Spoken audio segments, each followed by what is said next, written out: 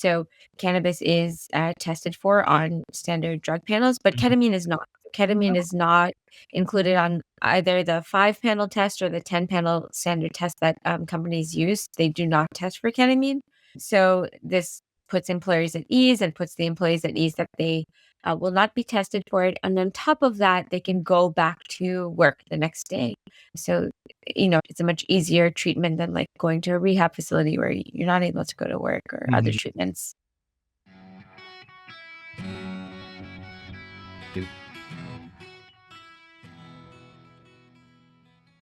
Welcome to A Higher Law, a cannabis podcast from the Dykema law firm. I'm your host today, Brett Gelbord, a partner in Dykema's Cannabis Group. For more episodes, you can find us at dykemapodcast.com, youtube.com/dykemalaw, or by searching A Higher Law wherever you get your podcasts. On today's episode, we will be returning to the world of psychedelics. Our guests today are Rais of Enthea, a company introducing psychedelic-assisted therapy as a workplace benefit to people across the country. And we have with us Jillie Foerster, one of my partners here at Dykema, to help us navigate the employee benefit angle of this conversation. Sherry and Jillie, it's great to have you both with us here today. Sherry, I was thinking we could tee up the conversation by having you give our listeners a quick overview of what you and Enthea are doing. Yeah, thank you, Brett. I'm so glad to be here. So I am Sherry. I'm the CEO and co-founder of Enthea. And what we do, as you alluded to, Brett, is we offer very innovative mental health treatments to employers and unions as an employee benefit. These treatments include ketamine-assisted therapy, as well as psilocybin therapy in Oregon and Colorado, as well as something else that's not psychedelic called stellate ganglion block. And essentially what we do is we allow employers to offer these treatments to their employees through our provider network with our medical policies and standards of care. We integrate seamlessly with their carrier. We help them bring down costs, increase productivity, improve retention, but most importantly, we help the people that are struggling the most heal, especially people who have tried other traditional ways to treat their mental health issues and haven't had success. So yeah, it's a little bit about Enthea. That's great. I know just from working in the sort of psychedelic access advocacy space, trying to deal with legislatures to get legislation passed or at least considered even. A lot of times education is the roadblock. A lack of education really is a roadblock at the legislative level in terms of even starting a conversation about the topic. People hear the word psychedelics and they immediately think, 1960s counterculture, Timothy Leary, all the kind of stereotypical things you associate with the idea of psychedelics. And I'm wondering, it sounds to me like in order to have these benefits be available to employees, you have to have sort of similar conversations with the employer to get them to kind of sign on. And so I'm curious about, what kind of barriers there you see and how you maybe overcome some of them. Yeah, great question. So when we started at Enthea, we used the word psychedelic in a lot of our materials and communications and when talking to employers. And we learned that perhaps it's not the best approach to use that word. Not that I'm not a fan of psychedelic therapy, I clearly am. But we did learn that when speaking to at least more conservative employers, we focus on innovative mental health treatments, which includes, yes, ketamine and psilocybin, but we start with the word innovative mental health treatments. We then educate the employers on the credibility and the science behind these treatments, a lot of the outcomes and what the research says, which fortunately is very positive. On average, these treatments are 4 times more effective than antidepressants. They lead to an 89% improvement in mental health. Their protocols are much shorter and not open-ended as compared to antidepressants or talk therapy where you're staying in treatment for, with no end in sight.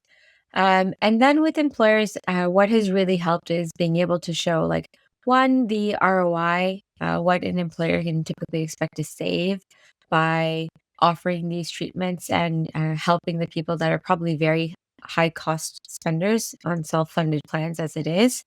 So we can help bring the cost down. So focusing on that.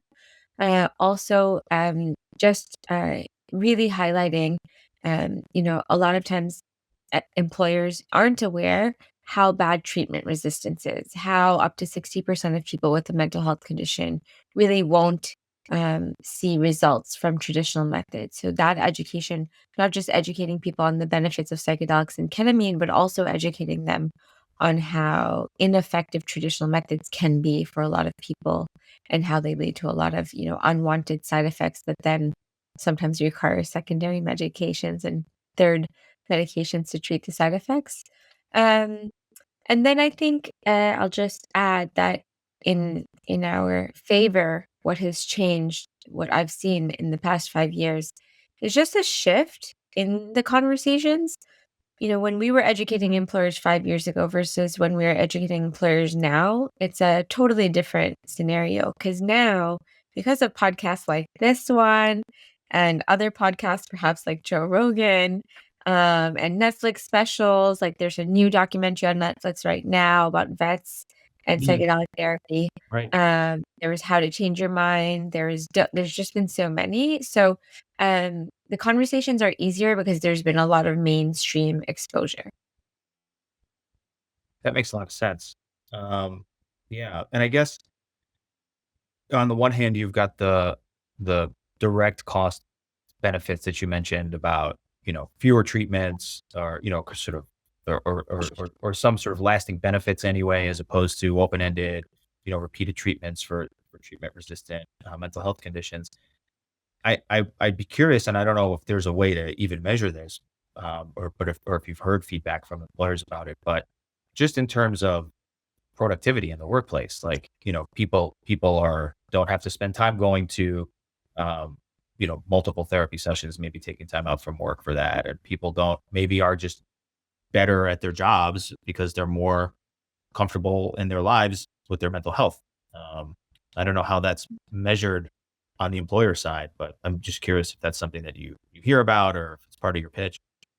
Right. So we've done a really good job since we started in terms of tracking patient symptom scores and outcomes. So what we've shown thus far is an 86% reduction in PTSD, a 67% reduction in anxiety, a 65% reduction in depression.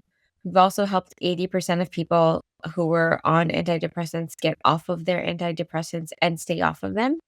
So we've been able to track that really well. Our next step is to track more data, like working closely with HR departments on absenteeism, because the number one reason people miss work is actually due to mental health. Even if they won't cite that as the reason, that's Mm, typically the reason that people will call in sick. So we want to start tracking that data more, as you said, we've heard, and I don't know if the word is anecdotally, but we've heard from some of our customers, especially in the manufacturing sector, that they feel that employee morale has been boosted and productivity has been increased. But we haven't, very transparently been tracking, the productivity. We do want to start doing that. Now there are better tools out there with AI to track these things that employers are using. But we focus first on health outcomes. And we track claims data. So has there been a decrease in spend? And we've been able to see that as well. that's great.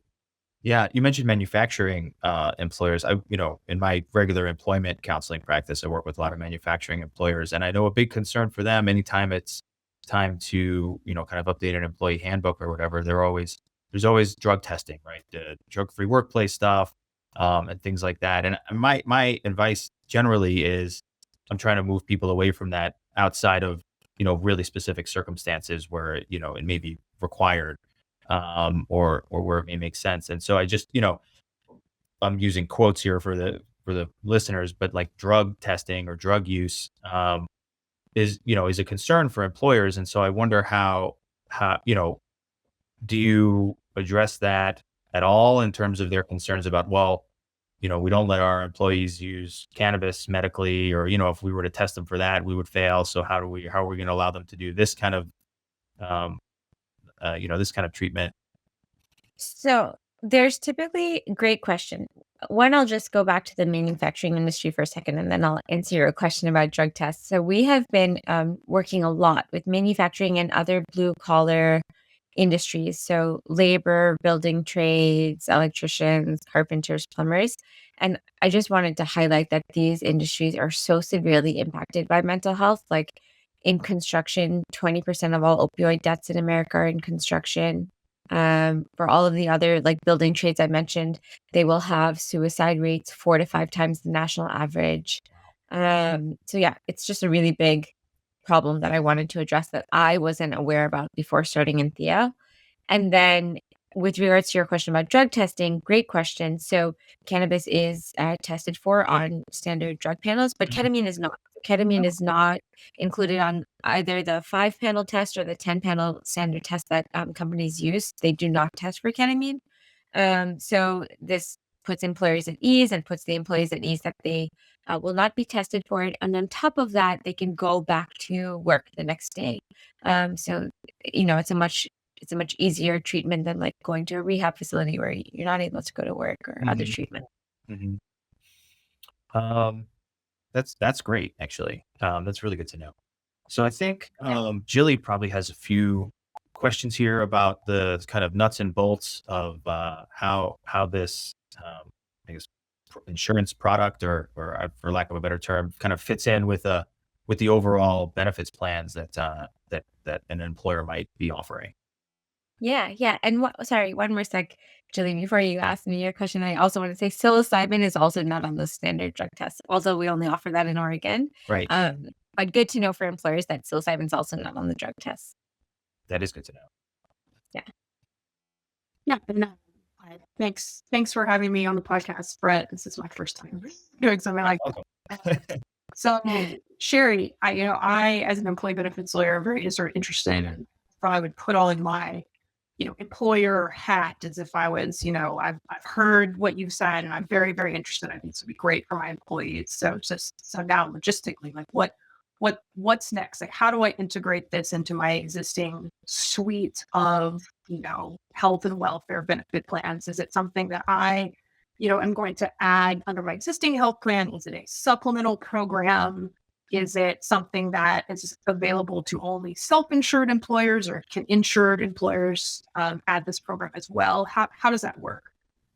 Yeah, great question. So, really perfect question. So, and not to self promote too much, but with Enthea, both self funded and fully insured employers and funds like union funds can add this to their benefit offering. If they are self funded, in all cases, it's sort of treated as a supplemental or ancillary benefit. So, it's an add on top of their existing offering. For self-funded employers, we would integrate with their carrier. So we would actually not be invoicing the employer, and it's a very seamless process so that the employer doesn't have to worry about extra admin or extra invoicing. We would, on the back end, process and adjudicate the claims and submit for reimbursement to the carrier, not to get too niche in the vocabulary. But for self-funded employers, it's really easy that way. But for fully insured employers, we can also add this, and we have added this, and many of our customers are fully insured. And in that case, they would treat it as an ancillary benefit, and it would just sit on top of their existing offering. In both cases, what would be done sort of separately to their existing benefits is just access to Enthea education materials, the platform, the provider network. Typically, employees will get a member ID for this benefit. Some employers have said, oh, we don't want to send another member ID to them. They have so many things in their wallet. It's confusing. And we'll just use their, perhaps their United member ID number. We can carry that over and use that number so they don't have extra things in their wallet. But yeah, they'll have access to a provider network platform, ways to communicate and get in touch with us, and a bunch of education materials. And then we offer, sometimes webinars or in-person workshops, or we'll come to benefit fairs. Next question was you start to roll out educating employees about just actually using this benefit. Or what do you offer to employer clients? Yeah, so we customize that offering really for each customer. For each employer, we'll really customize because every population is different. Some will be spread out throughout the country, and doing something in person doesn't make sense. Some are concentrated in one area, so we might do an in-person workshop. Some companies, especially large chains, have benefit fairs for their employees, and we try to make it to as many of those benefit fairs as possible. This is a busy time right now where there are many benefit fairs happening before open enrollment. So we're going to a lot of those. And then we have, I think for certain industries and certain companies, like postcards in the mail work really best. We've learned that just putting something in the envelope doesn't work because some people don't want to open envelopes. But if it's a postcard, it works well. And then, depending on the company, we'll do things in different languages. Fortunately, we have a bunch of people on the team who speak different languages and can develop our materials in English, Spanish, and other languages if needed. And then we do, fortunately, have really great support available. So from 8 to 8, we have a psychiatric nurse practitioner that can actually answer calls if members, want to speak to someone and have a question. And then in other hours, we do have someone else who can pick up the phone, answer emails, answer texts. We want to make it really easy for members to get in touch with us. We have a bunch of resources on the portal for members, like videos they can watch and FAQs. Sure, that sounds great. I think you mentioned earlier when you were answer some of Brett's questions. If I'm an employer and I've implemented this for a year or so, I assume that there will be, data metrics, something for me to look at that sort of is saying, okay, or are we tracking employee engagement? Is this being used? What is the ROI? Yeah. What sort of data or, metrics do I get on the back end as an employer after I've been doing this for a planned year or so? Right. So we're constantly trying to improve this, but what we have been able to do since day one is show symptom severity scores, so improvement in symptoms, like in different surveys. There's a survey for PTSD, for anxiety, symptoms for depression symptoms. So we're able to track that very well. Sure. We're able to track utilization. So average utilization with our accounts is 4%. So typically 4%. And we kind of know it by industry. Some industries are going to be a little bit lower, like 2 to 3%, especially with unions. And some may be very progressive employers or smaller employers where it's easy to get the message out might be as high as 7%, but on average 4% utilization, and we're able to offer that even monthly to the employer in reports. And then we are able to do either a quarterly or an annual claims analysis for self-funded employers. So if the employer is self-funded, we'll work with the broker to look at their claims data, and we typically ask for claims data 3 years. They don't have to give it to us, but it's helpful for them and in their favor to get data 3 years prior to implementing Enthea. And then we track it after implementing Enthea to show where has there been a reduction in claims. And we've seen an overall 55% reduction in overall healthcare spend for the people that were impacted by mental health. So quite a large reduction in claims. But in each account, we've seen just, different things come up, like less ER visit costs, right? Sometimes the most obvious things is like people are getting off of their antidepressants and they're doing less therapy. But the less obvious things, there might be less ER visits. Those kinds of spends are interesting to monitor as well. Yeah, definitely. Yeah, and then, sorry, like I said to Brett earlier, we do want to start collaborating more with the HR teams we work with to see can we track absenteeism and retention. We haven't, and we believe that this is going to make an improvement in absenteeism and retention, but we haven't collected that data yet. Yeah, that's great. Something that you would need to get from the employer themselves. But yeah, that's very fascinating. I think my sort of last nuts and bolts employee benefits question is just, as far as implementing within the employer's existing plans, does Enthea provide the pre documents to do that, right? Yeah. Whether it's an amendment to a self-funded health plan or an ancillary, on top of an insurance. Yeah.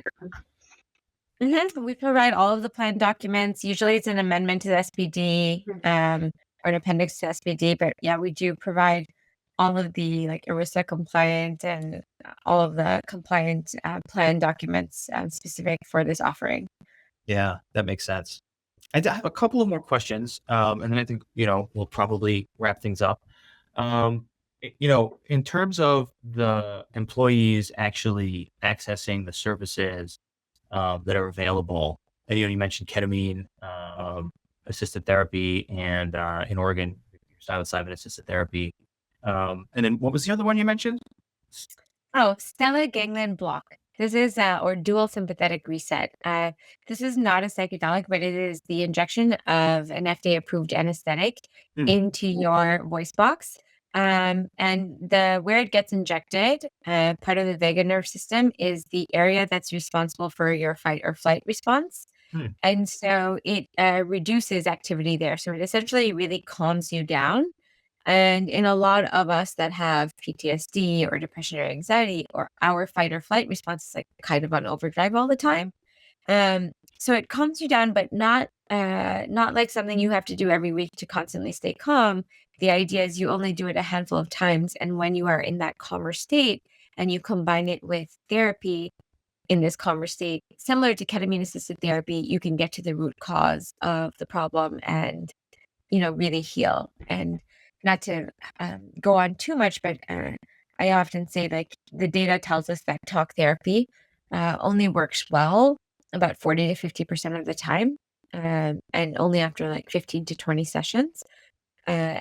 And so one, that's kind of like not accessible for a lot of people, but two, the reason that I believe that therapy doesn't work, at a higher efficacy rate, like 80 or 90%, is not because we have a bunch of bad therapists. I actually believe I give people the benefit of the doubt. I think most therapists are probably great. I think it's because when we show up to therapy, we show up with, a lot of our own narratives, and we're not able to be our authentic raw selves. We have a lot of defense mechanisms kicking in. And so when you take ketamine or when you do this other treatment, SGB, I think we can show up as our authentic selves, and that makes the therapist's job a lot more efficient. No, that makes sense. Thank you for that explanation. Yeah, because I hadn't heard that before. But I guess but the question I was going to ask is, in terms of people accessing these services, does Enthea have like partnerships with clinics where people can go, or is there like a list of people who are participating with the pro? You know what I mean? Like, I guess that's Yeah. yeah. Yeah. And great question. And that's actually probably the most important part of our offering. Similar to how if you have dental insurance, you need to go to a dentist that's in network, because an out of network dentist may not be covered. And although that can sometimes be annoying when you're navigating like who's in network and who's not, that's done in part to protect you, to make sure you're not going to some shady dentist that's not properly licensed, right? And in perhaps the dental field, which I know very little about, maybe there's not a lot of shady dentists. I don't know what that space is like. However, in this space, because it is so new, credentialing these therapists is really important. So we vet and credential the ketamine therapist and the SGB therapist and the psilocybin providers that are in network with us, meaning we look not just at their licensing, but where they got trained, how long they've been around, do they have any lawsuits against them, what have their outcomes been like. And that means that people can trust that when they're looking for a provider and they're looking for one in Enthea's network, that they have been properly vetted. That's great. That's actually I imagine that takes some of the stress out of it for the employees seeking these benefits, because like you said, I mean, sometimes just navigating your dental or your vision insurance can be like stressful just to even figure out who you can, make an appointment with. And so in this space, I imagine it's foreign to most people in terms of Right. how to even recognize someone who may or may not be above board. And so to Right. have kind of like a seal of approval from, a company like Enthea seems like that would be a real relief to people trying to navigate that. So that's great. Jerry, are there any out-of-network benefits at all? Is it exclusively just on So provider network or is that up to the employer? How they it's up to the employer. Okay. Exactly. Yeah. So the employer can decide what to do for out of network. Typically, most employers have decided not to cover it. Mhm. Some have decided to cover it, but then what we'll do is we'll have a process in place because we don't want people to go to someone that isn't vetted. So if an employer says they want to cover it, we'll ask that before treatment starts, we at least find out who the provider is, and we do like a faster credentialing process Yeah. to at least, at a high level vet them. Yeah. Yeah. And then another part of this is just ensuring that they're following not just that we're vetting and credentialing them, but that they're also following our protocols. Because right now, being a new treatment, every ketamine clinic sort of has different protocols, and the most important one being not all of them offer psychotherapy with the ketamine. There's a lot of ketamine infusion clinics where you can just get a ketamine infusion, which, the data shows is beneficial for mental health. But we believe that the real healing or transformative lasting healing happens when you combine ketamine with psychotherapy. And so in Enthea's network, you're not just getting ketamine infusions, but you're getting ketamine-assisted psychotherapy.